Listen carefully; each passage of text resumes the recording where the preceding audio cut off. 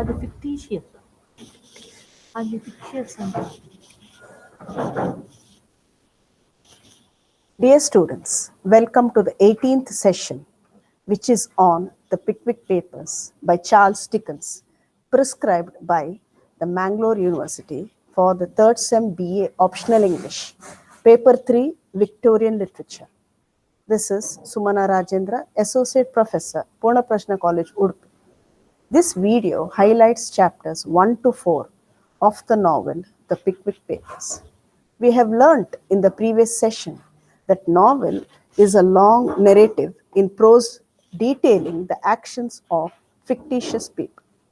Novel acquired its modern form in the first half of the 18th century, and Charles Dickens is one of the prominent Victorian novelists. The posthumous papers of the Pickwick Club, also known as the Pickwick Papers, was Charles Dickens' first novel. The novel's main character, Samuel Pickwick, is a kind and wealthy old gentleman, the founder and perpetual president of the Pickwick Club.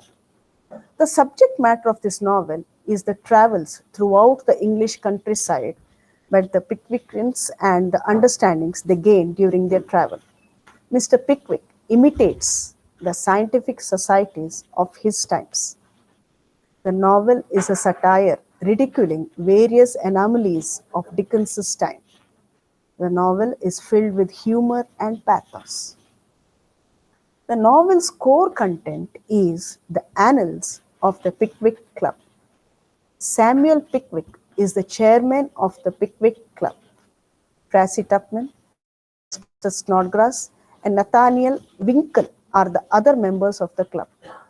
The goal of the Pickwick Club is to examine and research the stunning specimens of human life.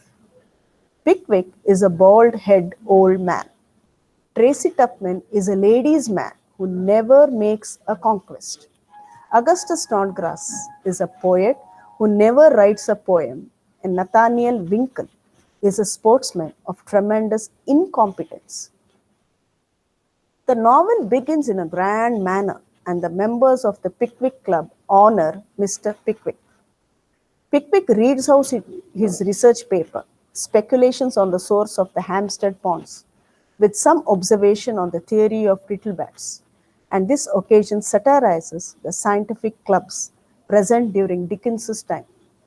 Mr. Pickwick and the other Pickwickians set off on their travels and very soon fall into trouble. While traveling by the cab, Pickwick notes down whatever the cab driver says about the horse. The cab driver suspects Pickwick to be an informer. Mr. Jingle rescues the Pickwickians when the cab driver attacks them. The Pickwickians with Mr. Jingle go to Rochester. In an inn at Rochester, Tracy and Jingle decide to attend a ball. Tracy gives Mr. Winkle's coat to Mr. Jingle, and Mr. Jingle wears it in the ball. He succeeds in drawing the attention of a widow towards him who was in romance with Dr. Slammer. The next day, Dr. Slammer misunderstands Mr. Winkle as the person who intervened between him and the widow the previous day, because Mr. Winkle was wearing the same coat which Mr. Jingle was wearing the previous day. Dr. Slammer enters into a duel with Mr. Winkle. Mr. Winkle accepts the duel, though confused, as it was a question of his prestige. Dr. Slammer realizes his mistake and withdraws from the duel. Dr. Slammer and Winkle part amiably. Winkle and Snodgrass return to the inn. They find Pickwick with a shabby actor called Dismal Jemmy, who narrates a story of a drunkard. The drunkard harasses his wife and son, but ultimately he comes back to his wife and dies insane. This story gives a message that drinking habit ruins a person's life. Dr. Slammer returns, but he ends with a rift with Winkle and Jingle. Pickwick intervenes and pacifies the situation. They drink brandy together. The Pickwickians visit Chatham, visit an army camp. They witness army maneuvers. They get caught in the army mock combat. They untangle themselves from the surrounding army men. The Pickwickians meet the country squire, Mr. Wardle. Mr. Wardle invites the Pickwickians to share in the picnic. Snodgrass gets attracted towards Mr. Wardle's daughter, Emily. Tracy Tapman is attracted towards Wardle's spinster sister, Rachel. Rachel is jealous of her two attractive sisters. Mr. Wardle invites the Pickwickians to his farm at Dingley Dell. In these episodes, Pickwick plays a fatherly role. Now we go on to session 19, chapters 5 to 8. Mr. Pickwick finds dismal Jemmy contemplating suicide at Rochester Bridge. Jemmy seeks Mr. Pickwick's permission to send a manuscript of a tale to the Pickwick Club. The Pickwickians prepare to visit Mr. Wardle's manor farm. It was decided that Mr. Winkle would ride a horse and the other three moved by four-wheeled chairs driven by Mr. Pickwick. Mr. Winkle finds it difficult to mount the horse. Winkle makes everything messy and the carriage overturns. They finally walk to reach their destination, leading the horse. The Pickwickians face difficulties while traveling to Manor Farm. They decide to leave the horse in a public house run by a couple. The wife refuses to accept the horse for she believed that the Pickwickians had stolen it from someone. Finally, they reach Manor Farm after many hours. Manor Farm is a cozy place which has less trouble. Mr. Wardle welcomes them to the place. Due to the Industrial Revolution, class difference prevailed in England. Dickens belonged to the middle class. The couple in the inn spoke a dialect typical to middle class sect. Looking at their appearance, the couple gauged that the Pickwickians were thieves. The couple could not make out the truth regarding the horse. At Manners Farm, the Pickwickians were introduced to Mr. Wardle's mother. At Manners Farm, the Pickwickians settled down to a card party. Bella Wardle partnered with Mr. Trundle, Emily Wardle partnered with Mr. Snodgrass, and Rachel with Mr. Tupman, and they play cards. The partnered couples flirt with each other. Mr. Pickwick and the old lady defeat the two neighbors at whist.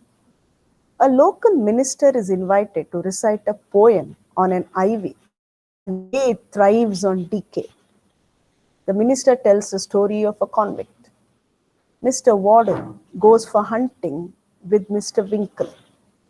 As Winkle was not skillful, his aim hits Tupman's arm. In the story of the convict's father is a drunkard. The father abuses his wife and his son. As the son grows up, he becomes a criminal and eventually was transported and imprisoned. The convict's mother dies. The son returns home. Father feels guilty for not supporting his son and he falls dead at the feet of the son. The Pickwickians leave Tupman in Rachel's care. They go with Mr. Wardle to Muggleton to watch a cricket match. They meet Mr. Jingle again. Mr. Jingle is familiar with all Muggleton team. The Dingley Dell team is in the match by the opposite team. The wounded Tupman fusses a lot. In Wardle's house, Tupman receives tender care from Rachel, Isabella, and Emily. Rachel woos Tupman. When Mr. Jingle returns from the cricket match, he, with his appearance of sobriety, make a favorable impression on Rachel. Mr. Jingle misleads Rachel by giving her an impression that Tupman is greedy and has an eye on Rachel's money. Rachel sees Tupman wooing her niece, and hence she turns more and more close to Mr. Jingle.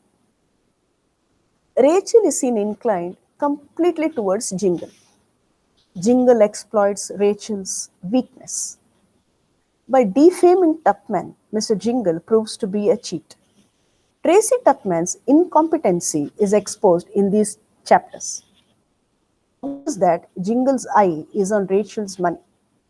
Jingle plans to elope with Rachel. Session 20, Pickwick Papers, chapters 9 to 12. Jingle elopes with Rachel Wardle.